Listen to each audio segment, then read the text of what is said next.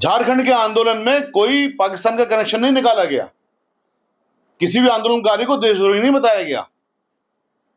जो जंतर मंतर में निकाले गए देशद्रोही बताए गए। तो ये इस चीज से साबित होता है कि जो भारत की सरकार सेंटर में है और कोई स्टेट्स में भारतीय जनता पार्टी की, वो संविधान को नहीं मानते और वो विपक्ष की आवाज को, जो डिसेंट की आवाज है बेसिकली, उसको खत्म करना चाहते हैं। देश ने इस चीज को पहचान लिया है। अभी इलाहाबाद के अंदर राहुल गांधी जी की एक रैली हुई छात्रों की गूंज करके इलाहाबाद में, जो ऐतिहासिक एक रैली थी, और वहां पर छात्रों का इतना बड़ा सैलाब वहां पर उमड़ा, लाखों लोगों से ज्यादा। तो योगी जी को तो सबक मिल गया होगा, खासतौर से सेंट्रल सरकार को भी सबक मिल गया होगा कि आपकी हिंदू मुस्लिम की राजनीति अब नहीं चलेगी।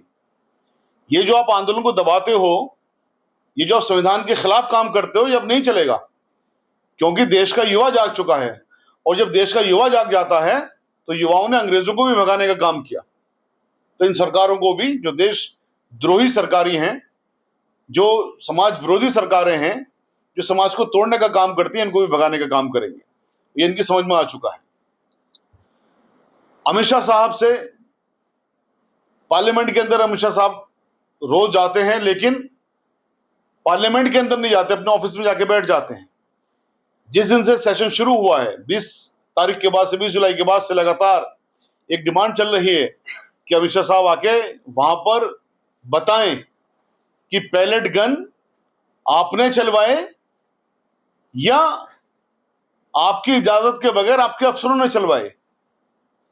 इसमें आपकी कॉम्प्लिसिटी है या आपकी नाकामी है, क्या है, बताएं, इस पर जवाब दें। अमित शाह साहब पार्लियामेंट के अंदर आके नहीं झांके। आज उन्होंने कहा है कि साहब मैं तैयार हूं बात करने के लिए, इन चीजों का जवाब देने के लिए नहीं, बात करने के लिए, वो भी कल 3 बजे, और कल आखिरी दिन है पार्लियामेंट का, तो उसमें क्या वो जवाब देंगे? तो देश को जो गुमराह करने की चीजें करते हैं, देश के साथ जो विश्वासघात ये सब कर रहे हैं, देश ने पहचान लिया है और ये बहुत अच्छी बात है। लेकिन इनके लिए खराब बात है कि अगर आप अब भी नहीं सुधरे तो आप किसी भी स्टेट में बचेंगे नहीं। चौथी जो एक चीज है, अभी पार्लियामेंट के अंदर बिना डिबेट के एक एक्ट पास कर दिया, बिल पास कर दिया गया वंदे मातरम के ऊपर। वंदे मातरम के ऊपर जब आप ये बिल पास कर रहे हो तो कम से कम फिर आर्टिकल 25 पे बहस तो करवा लीजिए कॉन्स्टिट्यूशन के। आर्टिकल 25 सबको धर्म का अधिकार देता है, और वंदे मातरम के जो स्टेंजाज हैं, कुछ स्टेंजाज, वो बिल्कुल इस्लाम की रूह के खिलाफ जाते हैं, क्योंकि इस्लाम जो बिलीव करता है, मोनोथिज्म बिलीव करता है, वो उसके खिलाफ जाते हैं। तो ये जो इनडायरेक्टली अटैक हो रहा है आर्टिकल 25 पे कॉन्स्टिट्यूशन के, और कॉन्स्टिट्यूशन के बहुत सारे आर्टिकल्स पर, जैसा मैंने अभी बताया, राइट टू फ्री स्पीच पे हो रहा है, आंदोलन नहीं करने देते, राइट टू असेंबल पे हो रहा है। तो ये धीरे धीरे करके जो फंडामेंटल राइट दिए हैं हमारे संविधान ने, बाबा साहब ने बड़ी खूबसूरती के साथ, बड़ी मेहनत के साथ में संविधान को लिखा। संविधान सभा में बहुत सारे लोग थे, लेकिन सारी जिम्मेदारी तकरीबन उन्हीं को दे दी गई, और एक एक आर्टिकल पर लंबी लंबी बहस होने के बाद लिखे गए हैं। ऐसे नहीं है कि उन्होंने अपनी मर्जी से लिख दिया।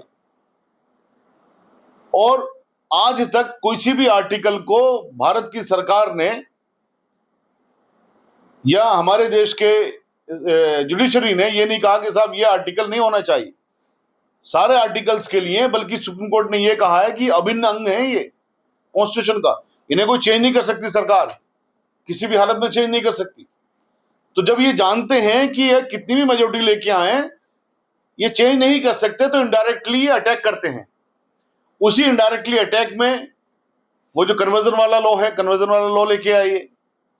ऑलरेडी ये लॉ में प्रोवाइडेड है कि आप फोर्सिबल कन्वर्जन नहीं कर सकते, लेकिन जब लाइफ इंप्रिजनमेंट दे रहे हो तो आपने फॉल्स प्रोसिक्यूशन की आपने संभावनाएं बढ़ा देते हो, और फॉल्स प्रोसिक्यूशन की संभावनाएं बढ़ जाती हैं। इस बात का सबूत मैं ये दे रहा हूं कि अभी 3 दिन पहले इलाहाबाद हाई कोर्ट ने एक जजमेंट दिया, जिसमें 2 बच्चियों ने इस्लाम कबूल कर लिया, तो उनके अब्बा हुजूर ने उनको कमरे के अंदर बंद कर दिया और फॉल्स अफेयर करवाई कन्वर्जन की। इलाहाबाद हाई कोर्ट ने उसमें 50 लाख रुपए का जुर्माना लगाया, पुलिस के ऊपर भी और उसके पेरेंट्स के, उसके अब्बा के ऊपर भी।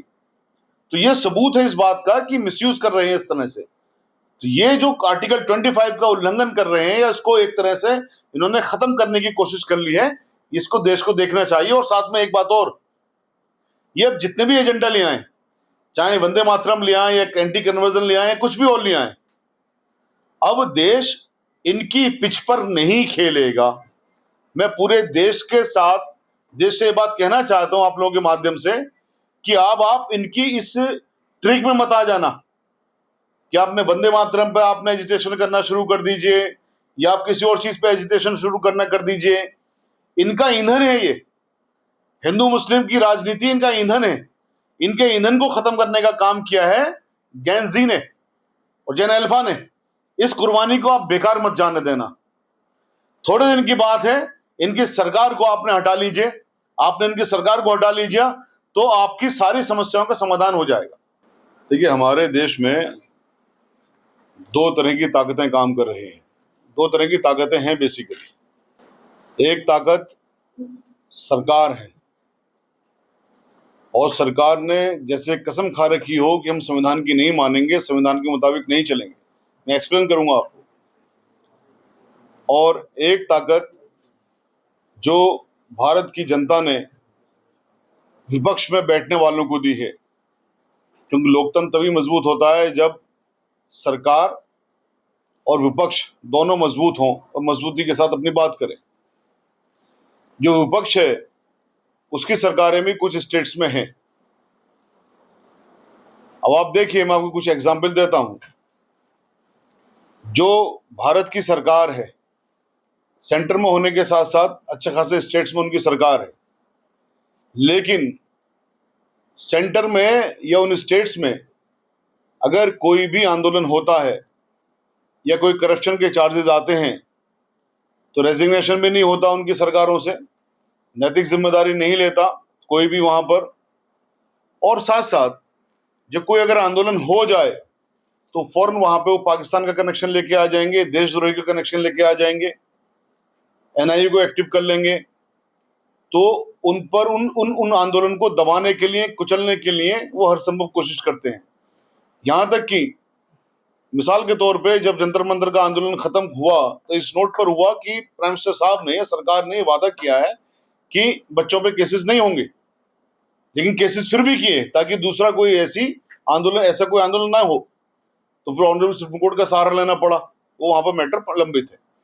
दूसरी तरफ जो विपक्ष है उनकी कुछ सरकारें, कुछ स्टेट्स में उनकी सरकारें हैं।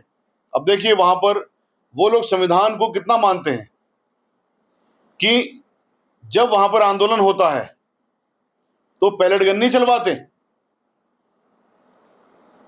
आरएसएस रजिस्टर्ड ऑर्गेनाइजेशन नहीं है, और रजिस्टर्ड ऑर्गेनाइजेशन नहीं है तो कर्नाटका में होम मिनिस्टर साहब कहते हैं कि साहब रजिस्ट्रेशन तो करवा लीजिए, लेकिन फिर भी जो सुविधाएं मांगने के लिए वो आ जाते हैं, परमिशन मांगने के लिए आ जाते हैं, पुलिस प्रोटेक्शन मांगने के लिए आ जाते हैं, वो सारी की सारी दी जाती है।